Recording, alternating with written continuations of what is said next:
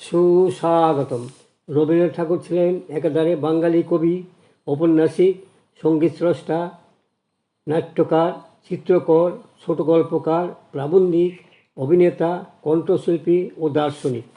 তাকে বাংলা ভাষার সর্বশ্রেষ্ঠ সাহিত্যিক বলা হয়। রবীন্দ্রনাথকে কবিগুরু ও বিশ্বকবি অভিধায় ভূষিত করা হয়। রবীন্দ্রনাথ ঠাকুর সবসময় জাতপাত, বর্ণভেদ ও অস্পৃশ্যতার তীব্র বিরোধিতা করেছেন। তার মতে জাতপ্রথা মানবতাকে খণ্ডিত করে এবং সমাজের মধ্যে বিভেদ সৃষ্টি করে। তিনি বিশ্বাস করতেন রাজনৈতিক স্বাধীনতার চেয়ে সামাজিক মুক্তি ও মানুষের মর্যাদা প্রতিষ্ঠা অনেক বেশি জরুরি। বিশ্বভারতী ও শান্তিনিকেতনে তিনি জাতি ধর্মের ভেদাভেদহীন সমাজ গঠনের চেষ্টা করেছিলেন। কবিগুরু রবীন্দ্রনাথ ঠাকুরের জাতপাত, অশিক্ষার অন্ধকার ও কুসংস্কার এবং বর্ণভেদ নিয়ে ইউটিউবে সাহিত্যের নবদিগন্ত চ্যানেলে আজকের ভিডিওটি হলো রবীন্দ্রনাথের চিন্তার বিবর্তন বিস্ময়করভাবে প্রগতিমুখী। গ্রন্থনায় রবীন্দ্র কুমার চক্রবর্তী। কবিশ্রেষ্ঠ রবীন্দ্রনাথ বর্তমান বিশ্বের এক বিরাট বিস্ময়।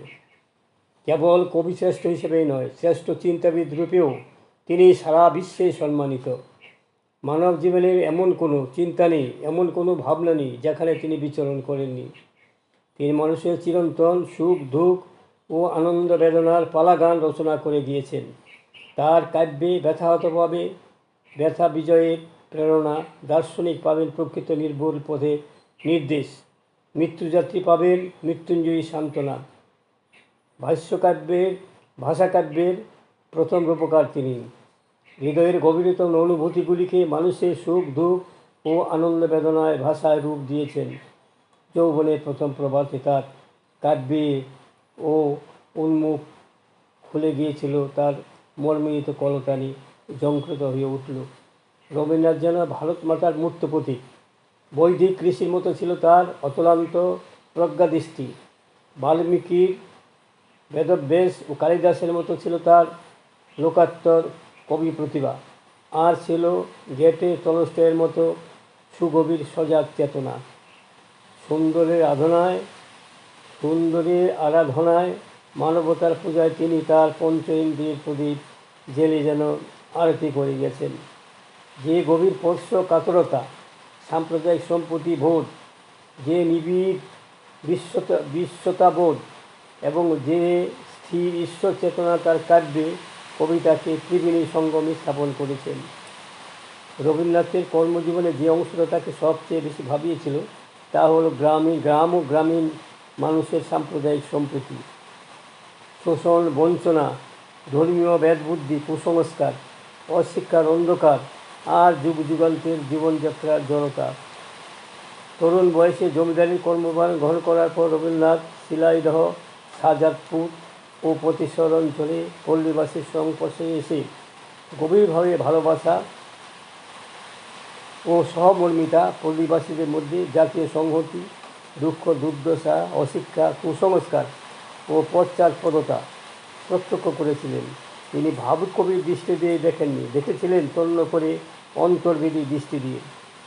আর এখানেও রবীন্দ্রনাথ বলা প্রাসঙ্গিক আমাদের পক্ষে, কেননা সারা জীবন কবিতায়, গল্প, উপন্যাসে, নাটকে, প্রবন্ধে, বক্তৃতায় মানুষের সমতা, ঐক্য, মহত্বের গৌরব স্থাপন করেছেন তিনি। ধর্মের নামে বান্ডামি আর সংকীর্ণতাকে ধিক্কার দিয়েছেন কঠোর ভাষায়। ইতিহাসের মহান স্রষ্টা ও ব্যাখ্যা করে এই কবি পুরুষই আমাদের বিশ্ব মানবতার ঐতিহ্যকে আঙ্গুলি নির্দেশ করে জানিয়েছেন।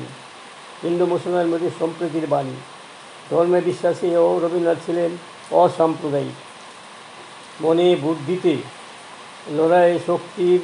শক্তিতে লড়াই করে তিনি অসাম্প্রদায়িক হয়েছেন। হিন্দু মুসলমানের মধ্যে সাম্প্রদায়িক সম্প্রীতি রক্ষা ছিল তার সারা জীবনের সাধনা। বরংবার তিনি বলেছেন, উভয় সম্প্রদায়ের মধ্যে বিরুদ্ধতা সত্ত্বেও সম্প্রদায়ের গণ্ডি করে আমাদের ভালো রকম করে খেলা চাই। চালিয়ে দেওয়া মিল অনেক হয়েছে, সে মিল ওষুধ থাকতে পারে না, মিলতে হবে সেই গোড়ায়। মিলনের সিদ্ধিলাভ না হলে আমাদের কিছুই কল্যাণ নেই। সাম্প্রদায়িক সম্প্রীতির এই গভীর আন্তরিক আকাঙ্ক্ষা তার গল্প কাহিনীতে উজ্জ্বল হয়ে রয়েছে। এরকমটা খুব কমই ঘটে। স্রষ্টা তার সৃষ্টিতে হিন্দু মুসলমানের সম্প্রীতির কথা উল্লেখ করেছেন বারংবার। ভারতবর্ষের মতো বহু ধর্ম, বহু সম্প্রদায় এবং জাতপাত চল অচলের দেশে আজও ধর্মীয় সমস্যা ক্রমশ প্রকট হয়ে দেশের ঐক্য ও সংহতিকে বিপন্ন করে তুলেছে। সুতরাং যে রবীন্দ্রনাথ সমকালীন জাতীয় ও আন্তর্জাতিক সমস্ত ঘটনাবলী সম্পর্কে সরব, তিনি ধর্ম, জাতপাত, সম্প্রদায় এবং তার ক্রিয়া প্রক্রিয়ার বিষয়ে কী চিন্তা ভাবনা পথ নির্দেশ করেছিলেন তা প্রাণীদানযোগ্য। বিশেষ করে আজ আলোচনার প্রাসঙ্গিকতা বড় বেশি অনুভূত হচ্ছে। বলাই বাহুল্য, অন্যান্য প্রসঙ্গের মতোই ধর্ম, বর্ণ, জাতপাত সম্পর্কে রবীন্দ্রনাথ চিন্তা ভাবনার সারা জীবন এক কেন্দ্রিক ছিল না, থাকা সম্ভবও ছিল না। এক্ষেত্রেও তার চিন্তার বিবর্তন বিস্ময়করভাবে প্রগতিমুখী। তিনি কেশবচন্দ্র সেনের মৃত্যুর পর ব্রহ্ম সমাজের সচিব পদে নিযুক্ত হয়েছিলেন। ব্রহ্ম মন্দির ও ব্রহ্মচর্যাশ্রমী প্রতিষ্ঠা করে নিয়মিত সাধনার উপাসনায় কিছু সময় ব্যয় করতেন তিনি। ধর্মকে সামাজিক ও রাষ্ট্রিক শোষণের অন্যতম অস্ত্র বলে অভিহিত করেছেন। ধর্ম সম্পর্কে তিনটি উদ্যোগী রবীন্দ্রনাথের প্রগতি রেখা সূচিত করবে। মনুষ্যত্ব ও ধর্ম, এই উভয় সারা জীবন দার্শনিক ভাবনার ফলশ্রুতিতে রবীন্দ্রনাথ যে প্রকৃতি লাভ করেছিলেন তার সারমর্ম মানুষের ধর্ম, জিজ্ঞাসা নয়, প্রভূত নয়, প্রলোভতা নয়, বর্ণের সঙ্গে বর্ণের, ধর্মের সঙ্গে ধর্মের, সমাজের সঙ্গে সমাজের, স্বদের সঙ্গে বিদেশের ভেদ বিরোধ নয়। ভারতীয় সমাজ ব্যবস্থায় হিন্দু মুসলমান সাম্প্রদায়িক বিভেদ, হিন্দু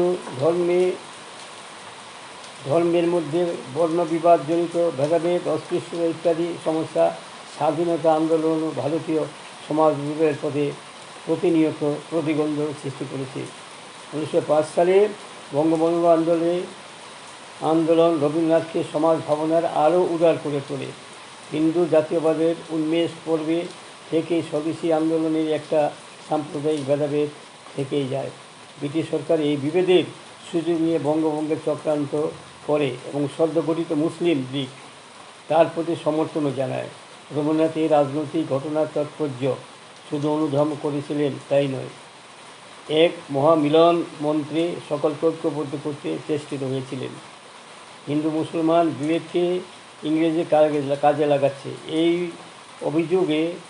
অভিযোগকে রবীন্দ্রনাথ গুরুত্ব না দিয়ে বলতে চেয়েছেন যে নিজেদের ত্রুটি সম্পর্কে অনুসন্ধান করো। তিনি বলেছেন মুসলমানকে যে হিন্দুর বিরুদ্ধে লাগানো যেতে পারে এই তত্ত্বটাই ভাবিয়া দেখিবার বিষয়। কে লাগাইল সেটা তত গুরুতর নয় বিষয়। শনি তো ছিদ্র না পাইলে প্রবেশ করিতে পারে না, অতএব শুনেছি ছিদ্র সম্বন্ধে সাবধান হইতে হইবে।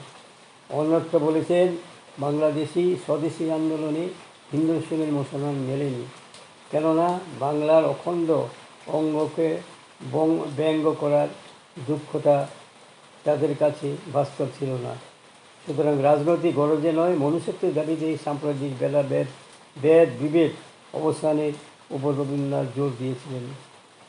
অচলায়তন নাটকে রবীন্দ্রনাথ সমাজের ঐতিহ্য সমস্যাও রক্ষণশীলতে নির্মমভাবে আঘাত করেছেন। পাংশ ও দর্পকদের রূপকে তিনি মুসলমান ও অস্পৃশ্য হিন্দুদের মুখ্য ভূমিকায় এনেছেন তাই নয়, অচলায়তন ভাঙার কাজে তারাই শরিক হয়েছে। রবীন্দ্রনাথ চিন্তা বিভিন্ন নাটকে ঠাকুরদাদা ও ধনঞ্জয় বৈরাগীর মাধ্যমে প্রকাশ করেছেন। এই নাটকে ঠাকুরদা তথাকথিত ম্লেচ্ছদের নিয়ে হিন্দু ধর্মের তথা হিন্দু প্রধান সমাজের অচলায়তন ভেঙেছেন এবং তাও সশস্ত্র উপায়ে। এই নাটকে সমস্যায় ভাগবত রূপের অতিরিক্ত কার্যকরী ভূমিকায় উদ্বুদ্ধ করেছেন জনসমাজকে। গল্পটির নাম মুসলমানের গল্প। মৃত্যুর কয়েকদিন আগে রবীন্দ্রনাথ এই গল্পটি রচনা করেন। যতদূর জানা গেছে এটি তার শেষ লেখা গল্প। গল্পটিতে রয়েছে কীভাবে হিন্দু মুসলমান উভয় সম্প্রদায়ের মধ্যে সম্প্রীতি দৃঢ় হয়, একেবারে গোড়ায় কী করে মেলা যায়, তার পথের সন্ধান শান্তিনিকেতনে জাতিভেদ দূরীকরণ রবীন্দ্রনাথকে বেশ বাধার সম্মুখীন হতে হয়। তিনি কোনো কিছুই জোর করে চাপিয়ে দেওয়ার বিরোধী ছিলেন, ফলে তাকে অপেক্ষা করতে হয়। 1914 সালে মহাত্মা গান্ধীর ফিনিক্স বিদ্যালয়ের 20 জন ছাত্রের শান্তিনিকেতনে গমন এবং 1915 সালে গান্ধীর শান্তিনিকেতন ভ্রমণ আশ্রমের পরিবেশ পরিবর্তনে এবং জাতিভেদ প্রথা দূরীকরণে সহায়ক হয়েছিল। 1920 সালে খিলাফত আন্দোলনে উপলক্ষে শওকত আলী বাংলাদেশে আসেন এবং গান্ধীজির সাথে শান্তিনিকেতনে সাক্ষাৎ করেন। বিধর্মী এই মাননীয় অতিথির আগমনে আশ্রমের সমস্ত বাধা নিষেধ দূরীভূত হয়ে যায়। শেষ দিনে রবীন্দ্রনাথের ধর্মভাবনা ও এখন একটি স্তরে এসে পৌঁছায় যার মধ্যে কোনো সামাজিক কুসংস্কারের ছায়াপাত ছিল না।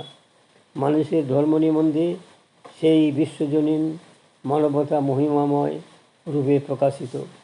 এই আলোচনায় তিনি উপনিষদের কোনো শ্লোকের যেমন ব্যাখ্যা দেন, তেমনি বাউল সুফি মতবাদকে উচ্চাসনে প্রতিষ্ঠিত করেন।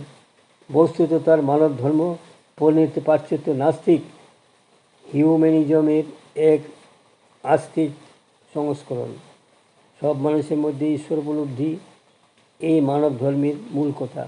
রবীন্দ্রনাথের ভারত দর্শন সত্য হওয়া ভারতের স্বার্থেই জরুরি, যার ধর্মের সুতোয় বিভেদ নয়, সম্প্রীতি শক্তিতে অগ্রগতির পথে সব বাধা প্রাচীর ভেঙে ফেলার কাজে মনোনিবেশের দিন এখন। রবীন্দ্রনাথ এই কাজে জাতির মহান শিক্ষক। বন্ধুগণ, আমার একটু